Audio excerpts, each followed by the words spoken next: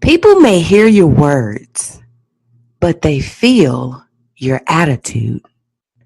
John C. Maxwell says that.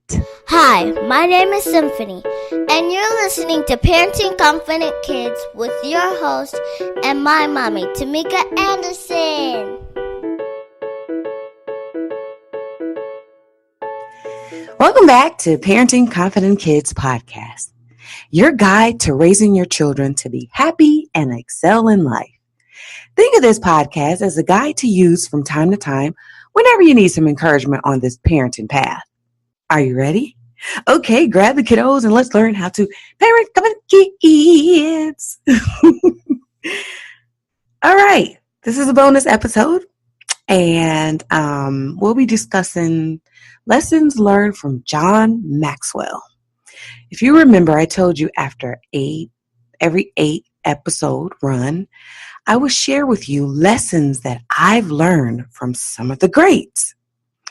Well, the man that I'm covering today is an extremely great man in the leadership and development industry, and he is one of my first trainers that I learned from when I was getting started in my career. What? So, are you ready? Okay, great. So the topic today is lessons I've learned from John Maxwell. And as you know, I'm a quote junkie. Like, I start every episode with a quote because I believe quotes are empowering for both the quoted and the one who does the quoting. So I've chosen 10 John Maxwell quotes, and this was not an easy task because he has some great quotes, but I've chosen 10 of them, and I want to break down the lessons that I've learned from these particular quotes as a parent leader. And hopefully you as a parent leader will understand and, glean from them what you can and you will, and it'll be great. Okay, so the first quote is one of my favorite, to be exact. I think I quote this one the most from him. And it says, "A leader is one who knows the way, goes the way, and shows the way." So as a parent leader, I hear a lot of people say, oh, well, children weren't born with an instruction manual. Parenting is hard. I don't know what to do. And I just want to challenge that belief, because at the end of the day, you do know what to do. You've been on this earth longer than your little person has. So just thinking about it that way, let's just say, for example, you are 18, 19, 20, 25 years older than your child. That means that you have 25 years of experience that little person does not have. So therefore, that's the part of this quote that says, knows the way. That means you already know the way of whatever path that you've been on for 25 or however many years. You know that way. So that's what you can show your child, right?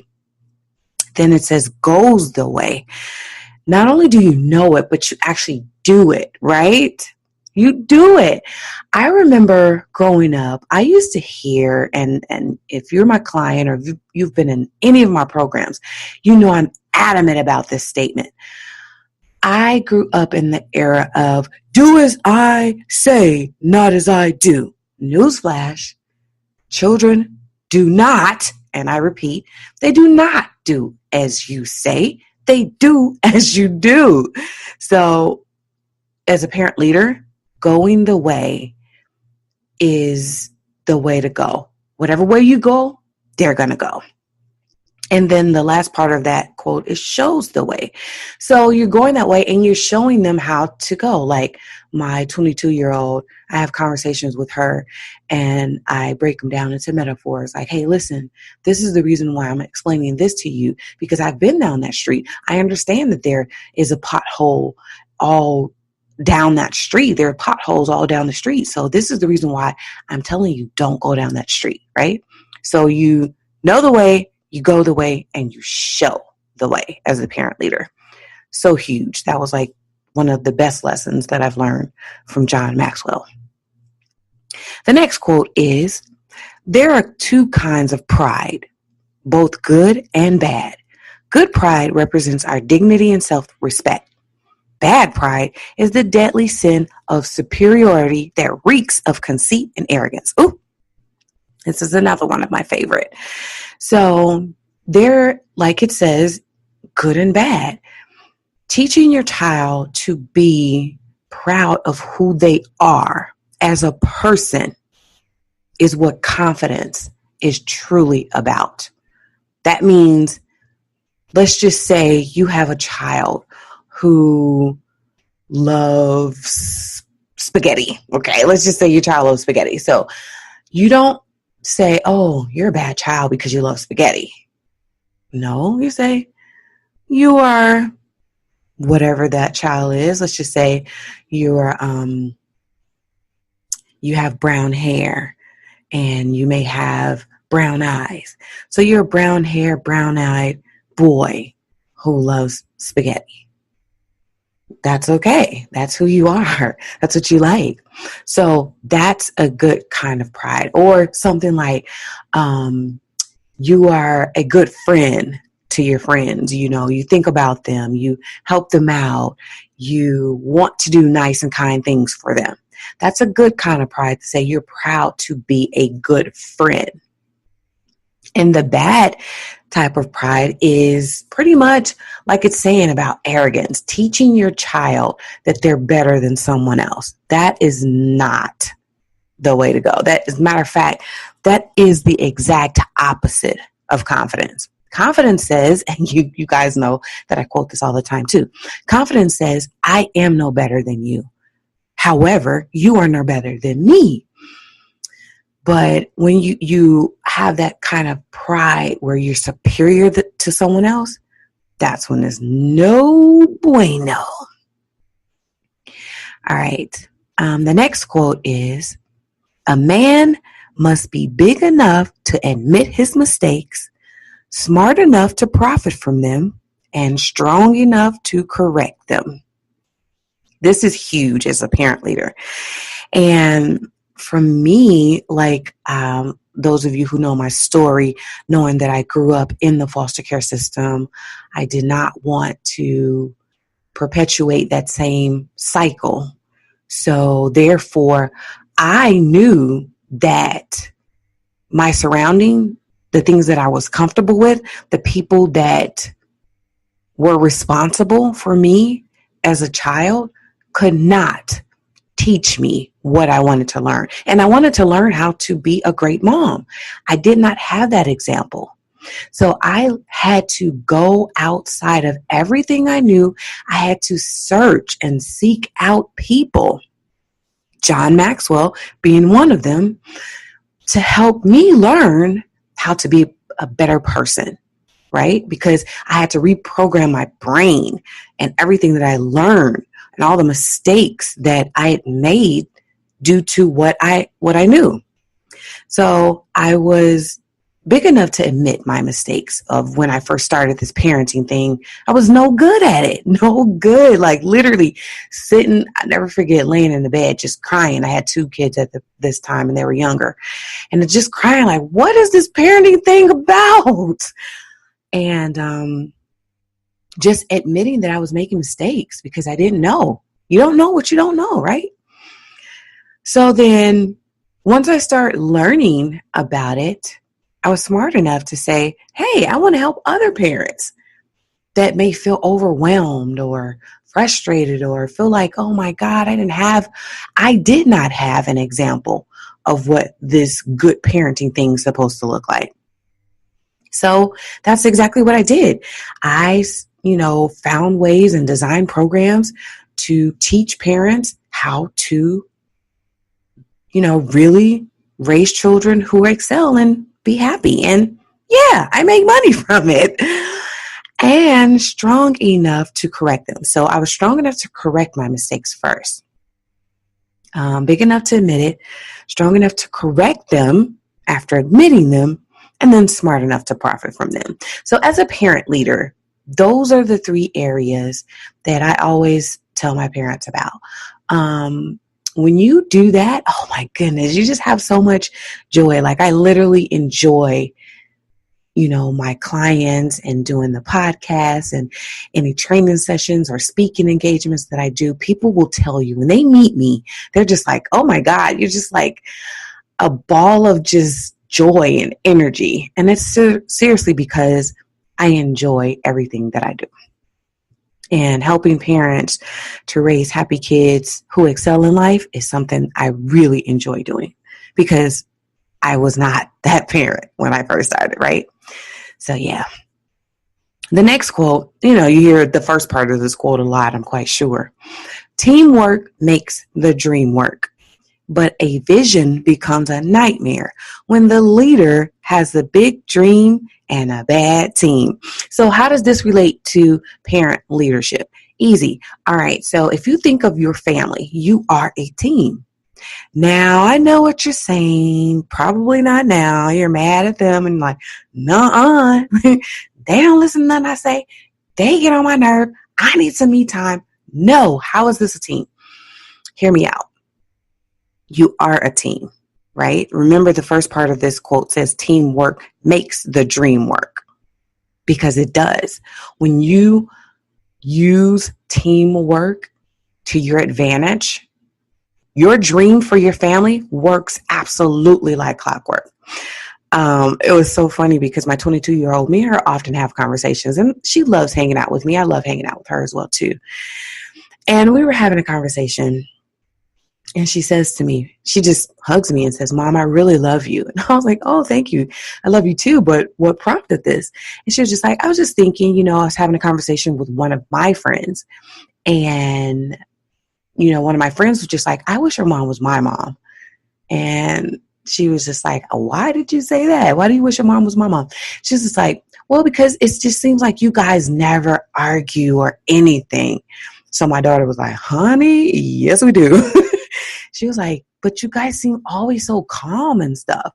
She said, and so my daughter told her, well, that's because, we work things out. And so her friend was just like, well, see, that's what I'm talking about. Me and my parents, we don't do that. We just fight. They did that. So my daughter was just like, so Mom, I just want to thank you for being the person that you are.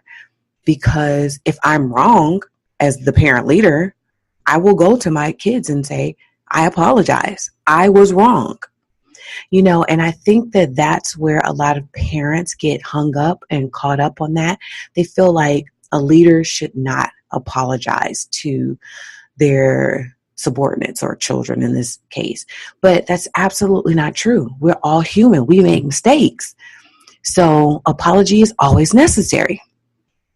And that's the reason why our vision is not a nightmare. Because I got a good team. Right? I have big dreams for my family. Big dreams. Like literally my 8-year-old is starting her own clothing line. That's huge, super major. So I'm preparing her. She's, as I'm speaking now, as I'm recording this podcast, we are on our way to her very first TEDx speech. I'm so excited about that.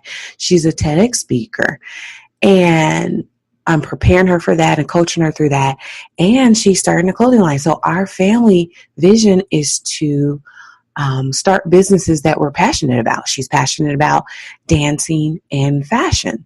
So she's starting a dancewear line. It makes sense.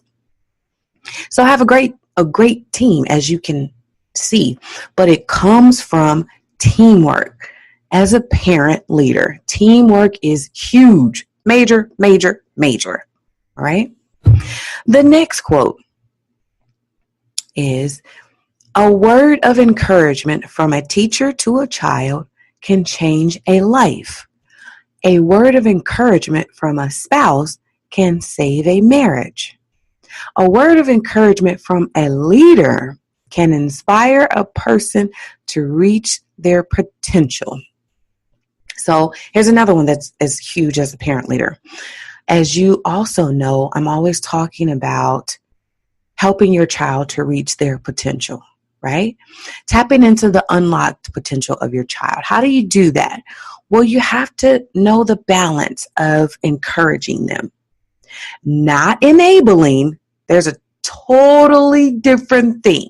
Matter of fact, I'm going to have a separate podcast just to explain the difference between enabling your child and encouraging your child. So when you encourage, you empower someone. And that brings me back to, I have several colleagues that I worked with for a while, and we had a Christmas party. And I was so honored because they did little things like preparing little awards for everyone, like specifically. And what really made my day was they gave me the Light of Encouragement Award. I was like, what in the world? I said, oh my goodness, are you kidding me?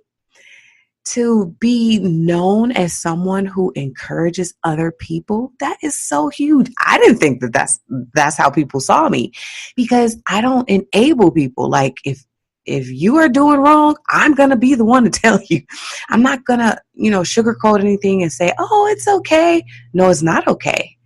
However, I'm still going to help empower you and show you the tools that you need to change to be better.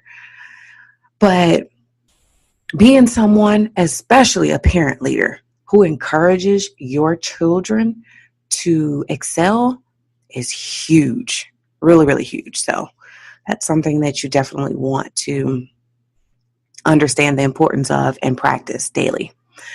The next quote is, family and friendships are two of the greatest facilitators of happiness. And I must say that I agree. I spend a lot of time with my family and my friends. So those people that are really close to me, so my birthday is this month. Yay. As a matter of fact, my birthday is on the 24th of this month, and the podcast is going to release on my birthday. So funny, but I'm hanging out with some friends for my birthday this year, and I'm so excited about that because, like I told you, two of the greatest facilitators of happiness is family and friends, and I spend a lot of time with both of them. So that could be another reason why I'm super energized and happy all the time. I don't know. However, another thing that I tell a lot of parent leaders is don't spend a lot of time doing things that drain your energy or deplete you or frustrate you or stuff like that. And I hear you now saying, well, Miss Tamika, I have to work.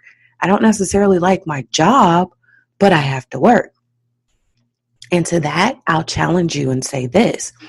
Well, can you spend time, at least 5 minutes a day brainstorming your dreams, your goals, your aspirations, what you want to do, what would energize you, what would help to increase your joy in your life so that you can show up fully as your best self, the parent leader, and help to, ooze all of that goodness into your children. Okay? All right. The next one, and this is another one of my favorite ones that I always teach about as well too. People buy into the leader before they buy into the vision. So as the parent leader, right? This is huge. If you want your children to buy into your vision, they need to buy into you first as the leader. This is one of the reasons why I'm telling you, my 22-year-old, we still hang out, we still have conversations and everything. She's bought into me as the parent leader. So therefore, that is the reason why I can help influence her to make certain decisions, right? So that is something that you spend, in my opinion, you spend 100% of your time focused on, is increasing your influence as the parent leader. Not manipulation, That's another one that I think I'm going to have another podcast on. It's so funny how having this podcast is giving me so many ideas about other ones. But manipulation is the direct opposite of positive influence, okay? So not manipulating your children, not lying, not basing it off of, oh, you're going to trick them into, no. Actually influencing them with the truth, because that's how they're going to buy into you as the parent leader. And, they'll make decisions easier. You'll see that life will get easier the more that you as the parent leader influence your child. Okay? The next one. Oh, another one. That's so good. The next one is, if you are a leader, you should never forget that everyone needs encouragement, and everyone who receives it, young or old, successful or less than successful, unknown or famous, is changed by it. So one of the things that I will say is probably my superpower is, being in the same room with people never want me to leave. And I truly believe that's because I show up fully 100% wherever I am, whatever I'm doing. If I know that I cannot show up fully 100%, I'm not doing it. And because of that, people are changed by just interacting with me. I'll never forget one of my clients. One of their family members is an older gentleman, and he's kind of grumpy, So as, we would have our sessions and stuff, and we would have conversations, he would just be so grumpy and and so he was just constantly just complaining. I could tell that he was just not happy. He was an older gentleman. Maybe he felt like people just didn't want to be around him, and that made him even more grumpy. So it was just like a vicious cycle. So one day when he says, every single day, I go to this place and they do this every single day. They get it wrong every day. So I just asked him, I said, well, why do you go back? And he kind of looked at me like, what? He was not even aware that he was just so focused on what the people were not doing right, that he didn't focus on the reason why he kept going back. And I said, yeah, why do you continue to go back if every day they get it wrong? He's like, oh, well, no, like they're nice. Okay, so why didn't you lead with that? If they're nice, then if they're getting something wrong, then maybe you need to just explain how you want it done. Therefore, you don't have to complain every single day about something not getting done right. So then a couple weeks after that, it was just like, my client was like, oh, Tamika, what did you do? I was like, what? They're just like, man, he's a different person now. I was like, well, that's good. Just a conversation to say, hey, listen, have a conversation with someone. If you don't like something, don't continue going back. Or, if you do like it, but there's something that could be changed, then, just minor tweaks.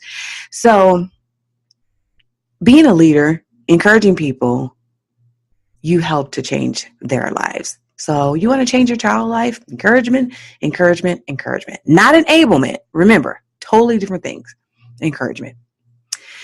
The next quote is, to add value to others, one must first value others. And this one is huge as well, too, because as parent leaders, oftentimes we can, miss sight and not view our children as being extremely valuable as they are.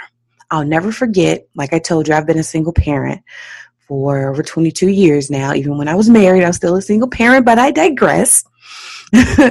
But I'll never forget when I was a single parent and I was younger and my children were younger, I used to cry. Oh, this is just not fair. I don't understand why I have to be a single parent. This is so hard. Kids are just draining me. I'm so tired of this. If you can believe it, yes, I was like that.